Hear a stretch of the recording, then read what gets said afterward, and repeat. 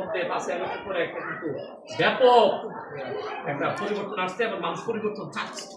আর এই পরিবর্তনটা এমনি হবে না। যারা দুর্নীতিবাজ, একটা লোক বলতেছে আমি দুর্নীতি করতে দেবো না, অথচ তার ডাইনে দুর্নীতিবাজ বামে কি পুরো দল দুর্নীতির কথা হবে।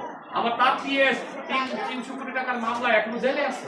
10% ছাড়া মানে এই যে প্রার্থী হচ্ছে 2-3 জন, তারা দলের নেতা কর্মীদের কাছে টাকা নেয়, ছাপা নেয়, মানুষকে মামলা দিয়ে মানুষের ছাপা নিচ্ছে। এরা কিভাবে দুর্নীতি করবো? এরা তো নিজেরাই দুর্নীতিবাজ, এরা নিজেরাই চাঁদাবাজ। এই জন্য আমাদের এবার একটা প্রতিবাদ আসা দরকার যে আমরা সন্ত্রাসীদেরকে দেবো না, দুর্নীতিবাদ দেবো। এটা এই মেসেজটাকে আপনাদের মাধ্যমে মানুষের কাছে ছড়িয়ে পড়ে দিতে আমরা চাই।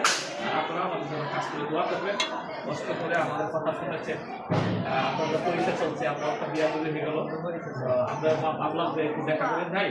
আমার মনোগ্রাম প্রোগ্রাম আছে একটার দিকে, ফাঁকে দিয়ে ভাবলাম যে আসলে দেখা করে ওদিকে যাবো।